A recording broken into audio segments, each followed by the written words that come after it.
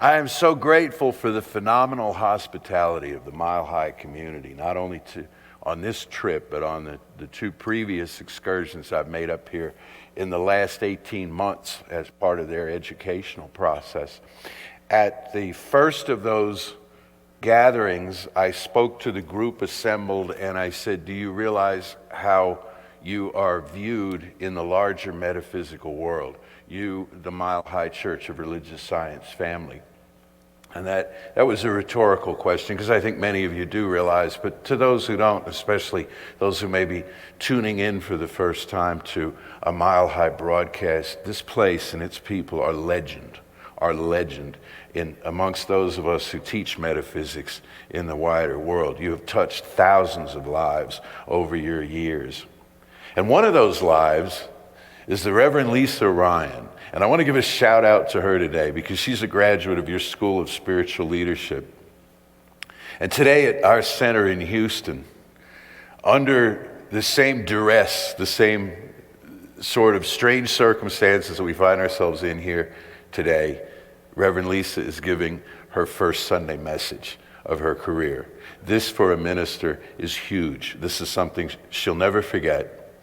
And now we see that's on several levels that were not anticipated. Just as when your kind invitation was extended to me to come up and speak to you today, and I looked at the calendar and I thought, because I like to tie it into things going on in the world, I thought, it's St. Patrick's Day and the beginning of spring. And that's what will be going on these months hence when I go to Mile High. And of course, all of that it's changed, but you know what? It hasn't. And you're familiar with change and the changeless. Change and the changeless. The changeless sits at the center and knows, right? And change encircles it, and something is always changing. And sometimes we like that, and sometimes we don't. Sometimes we call that a catastrophe, and sometimes we call it a breakthrough, and we call it evolution, and we call it growth of the highest order. And we're still figuring out where we are today and what to call the situation that we're in. I had a number of points that I wanted to make today, assuming it to be a general Sunday where we would just sort of talk about inspiring topics and all, but under the present circumstances, there's one point I want to make, and I want to revisit it continually with you, and it is this: there is a place where nothing has ever been wrong. There is a place where nothing has ever been wrong. That place is in consciousness. You heard a moment ago, a church is consciousness, a community is consciousness. There is a place in consciousness where nothing has ever been wrong, therefore everything has always been well. There is a place that we go to in our spiritual work to be reminded and to be reinvigorated by there never having been anything wrong. And then we come back into the world and we face the conditions and circumstances that are around us. It would be wonderful if we could stay in the place where nothing is wrong, but not in this life. We don't get to do that in this life. In this life, we get to have material expression. We get to even have mortality. We get to have comings and goings, losings and winnings, openings and closings. But we do go to this place in consciousness periodically, regularly. The cultivation of a regular spiritual practice is paramount. All our teachers, Ernest Holmes, and the people that I've been referencing in a class that goes far beyond his time, the people he listened to along the way, they all say the same thing. When you get to the point of prayer in need, it's good if you've built the power of prayer in peace. When you get to the point where you have to use this thing to fend off circumstances, it's well that you've developed the skills before it ever got to that point. And a mistake that I made when I was new in religious science, I came into this and I was one of these people who had heard music in my soul, and religious science and the writings of Holmes and the way he was interpreted put words to the music for me. And that was how it all kind of came together with me. But then they taught me about a thing called spiritual mind treatment, or scientific prayer, or affirmative prayer. a different kind of prayer that postulates a different kind of God than many of us have grown up believing in. When I learned about spiritual mind treatment, here's the mistake I made. I didn't use it. I put it in my pocket. And I thought, one day there'll come a time when I'll need this. And it didn't rust, but I rusted. And so when that time came, as the time came, I lacked the conviction. I had the steps, I had the formula, I even had the rationale back of it, but I lacked the conviction because I had not built a regular spiritual practice. Today, we're holding that practice, we're holding that light. We who have visited the place where nothing is wrong, we bring that vision back with us. And then we do, in the material world, what needs to be done. We stay 6 feet apart from each other. We don't touch our faces. But if you're at home today and you've not left the house, and you haven't left the house in a while, I think it's okay to touch your face, but we follow the rules, we follow the guidelines. Sometimes the guidelines change and they're confusing, and there's a little bit of bedlam for a while we figure it out. But that's true generally in life. When we treat and we envision a thing that's going to happen, we picture how it will be. I thought about coming to Mile High for a number of months. And I thought about spring, and I thought about St. Patrick's Day, and I thought about what I was going to say. And, I've had a wonderful weekend up here with you. And you know what? Almost none of it has fit what I expected. Almost none of it has gone according to plan. But then I think, when I treat, when I envision something, it never goes exactly according to plan. And there's a reason for that. The reason it doesn't go exactly according to plan is you'd have the same experience twice. You'd have it first in your head, and then you'd have it on paper. You'd picture a thing, you'd fill in all the details, and then it would occur that way. And life never repeats itself. It's constantly progressing. It's constantly going forward.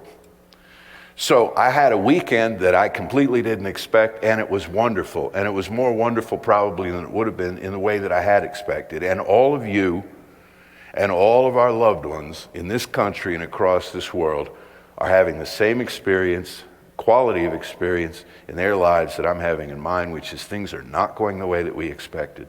Things are not going as planned.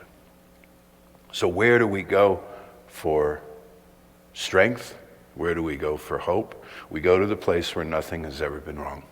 And Ernest Holmes, our founder, called this doing our work. He had a lot of terms for it, but that's the one I like best. He called it doing our work. You must do your work. Our work is to know that there is one life. That life is spirit. That life is all the life there is. Despite appearances, and that life is within those appearances. It's just not showing through to us because of the judgments that we have and the anticipation and the anxiety and the fear and resistance and the panic that we have set up, and how this may remind us of prior trauma and so on. But all of that aside, all our judgments aside, there's one life, and it's in this experience as well as around this experience. There's one life, and we go to that life and we bring that life back with us. This is the thing. You go to the place where nothing has ever been wrong, and you bring some of it back with you. And I brought it up here on the plane on Friday the 13th, and a guy wanted to move because I had a window seat and he had an aisle seat, and he was there first, and I had to step over him, And the plane was only about half full or half empty, depending on how you look. And he says to me, if there are not more people in this, I'll pick up and move. I hadn't asked him to do that. And I think I didn't really say anything much to him about it, but I think I indicated that I wasn't in fear of him. And so it was more or less 6 feet, 4 feet or so he was from me. He sat there. You make these adjustments, and you bring some of that. There's nothing been wrong. You bring it back into the world with you, and you take it on the plane with you.